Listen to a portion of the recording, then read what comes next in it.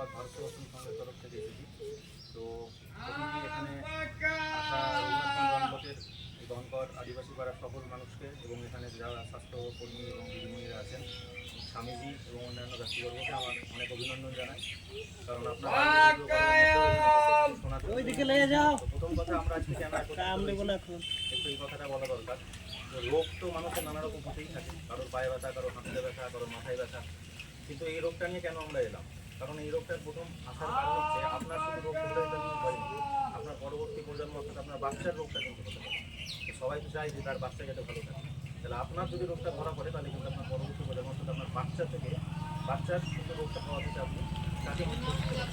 সেই জন্য বেশি জরুরি এটা সম্পর্কে আপনাদের জানা হবে। আমাদের অনেক কিছু মনে হতে পারে যে আমার একটা হাতে ব্যথা হচ্ছে, পায়ে ব্যথা হচ্ছে, মাথায় ব্যথা হচ্ছে, এগুলো কোনো ব্যাপার না। এগুলো হতেই পারে, একটা ব্যথার ওষুধ নিয়ে খেলাম, কি একটা স্বাস্থ্যকেন্দ্রে একটা ওষুধ নিলাম, ছেড়ে দিলাম, হয়ে গেল।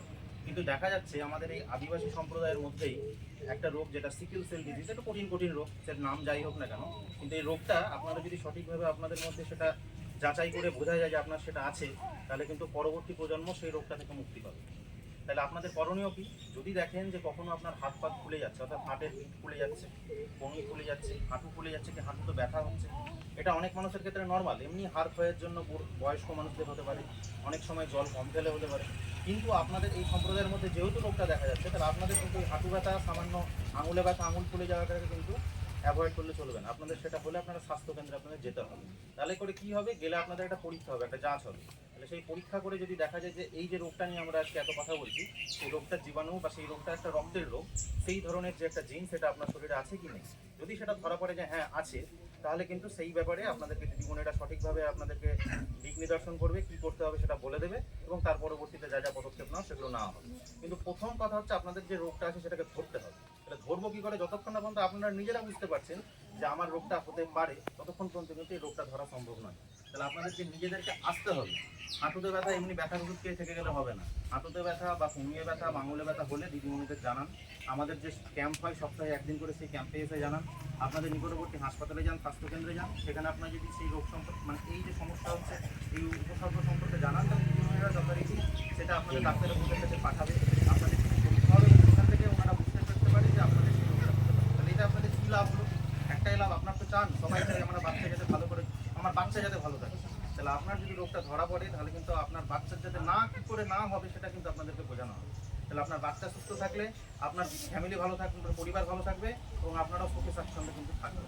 তাহলে এটা করার একটাই কারণ যে আমাদের ভারত সরকার চেয়েছে যে 2047 সালের মধ্যে এই রোগটাকে পুরোপুরি এলিমিনেট করতে, অর্থাৎ ভারত থেকে সরিয়ে দিতে, যাতে আর না থাকে। তাহলে আপনারা যদি এখন থেকে পুরোপুরিভাবে এই রোগের উপসর্গ সম্পর্কে এবং লক্ষণ সম্পর্কে সচেতন না হন, তাহলে কিন্তু সেটা সম্ভব না। এবং যে সমস্ত ক্যাম্প আমরা করছি বা এই বিভিন্ন জায়গাতে ক্যাম্পগুলো করছি, তার প্রধান লক্ষ্য কিন্তু হচ্ছে আপনাদেরকে নিয়ে যেতে পারা, মানে আপনাদেরকে আসতে হবে। আপনারা যদি না আসেন তাহলে কিন্তু এই পুরো ক্যাম্পটাই বৃথা, কোনো কিছুই লাভ হবে না।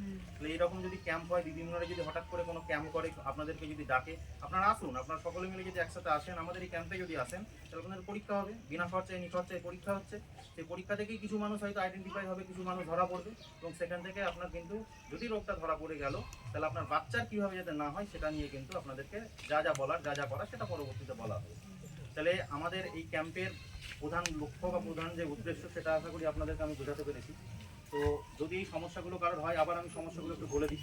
হয়তো চোখে হঠাৎ করে দেখছেন কম দেখতে পাচ্ছেন, আপনার বাচ্চা হয়তো ওজন বাড়ছে না, হয়তো যেরকম ছিল সেরকমই থেকে গেছে, আস্তে আস্তে বয়স বাড়ছে কিন্তু বাচ্চা সেই একই রকমভাবে তার হাড়গোড় বেরিয়ে গেছে। আপনার হয়তো দেখা যাচ্ছে 25 বছর 30 বছর বয়স, তার মধ্যে আঙুলের হাঁটুতে ব্যথা হচ্ছে, হঠাৎ করে রাত্রেবেলা থেকে ঘুম থেকে উঠলেন, সকালবেলা প্রচুর ব্যথা, পা ফেলতে পারছেন না, কি হাঁটুতে প্রচুর ব্যথা শুরু হয়ে গেল, অথবা অল্প হাঁটছেন আর আপনি হাঁপিয়ে যাচ্ছেন, কিছু পরিমাণ কাজ করতে গেলেই আপনি হাঁপিয়ে যাচ্ছেন, মাঝে মধ্যেই হাঁপিয়ে যাচ্ছেন, ওষুধ খাচ্ছেন কমছে আবার হাঁপিয়ে যাচ্ছেন। এই যে জিনিসগুলো, যেটা দৈনন্দিন জীবনে আপনাদের সমস্যাগুলো হতেই থাকে, আমার আশা করি এখানে যতজন আছে তার মধ্যে হয়তো অনেকের 70 জনের এই সমস্যাগুলো আছে। এই সমস্যাগুলোকে আপনারা শুধুমাত্র ফেলে রাখবেন না, স্বাস্থ্যকেন্দ্রে আসুন, আমাদের ক্যাম্পে আসুন, তারা ওষুধ আমরা যেরকম দিব সেরকমভাবে আপনাদের পরীক্ষা করা হয়, সেটার ব্যবস্থাও করা হবে, সরকারি হবে এবং সরকারিভাবে হবে। সেটা আপনাদের স্বাস্থ্যকেন্দ্রের দিদিমণিরা আছেন, দিদিমণিরা আপনাদেরকে বুঝিয়ে দেবেন। আপনাদের যদি কোনো এরকম সমস্যা হয়, বুঝতে না পারেন, আমাদের ক্যাম্প হয় এখানে সপ্তাহে দিন, সেই ক্যাম্পেও আপনারা আসতে পারেন, নিকটবর্তী আপনারা হাসপাতালে যেতে পারেন। তাতে করে আপনারা যদি সঠিকভাবে ইনভলভ হন, আপনারা যদি সঠিকভাবে নিয়োজিত হন, তাহলে কিন্তু এই রোগ থেকে আমরা মুক্ত পাওয়া সম্ভব। এবং আপনারা যদি নিয়োজিত না হন, তাহলে কিন্তু ক্যাম্পের কোনো উদ্দেশ্যই নেই। তাহলে আমি চাই আপনারা সকলে মিলে যদি এই রোগগুলো এই রোগের উপসর্গ টাইপের যদি কিছু লক্ষণ দেখা যায় আপনারা সকলে আসুন, এই রোগ সম্পর্কে আপনারা আরও জানুন, যদি কোনো প্রশ্ন থাকে সেই প্রশ্ন আপনারা করতে পারেন। তাহলে দেখবেন আস্তে আস্তে আপনার বাচ্চা যেমন সুস্থ থাকবে আপনিও সুস্থ থাকবেন এবং একটা মানে অত্যন্ত একটা ক্ষতিকারক রোগ থেকে কিন্তু আমাদের সমাজ মুক্ত হবে। এই বলে আমি আমার সংক্ষিপ্ত বক্তব্য শেষ করছি এবং স্বামীজিকে কিছু বলার জন্য অনুরোধ করছি। ধন্যবাদ।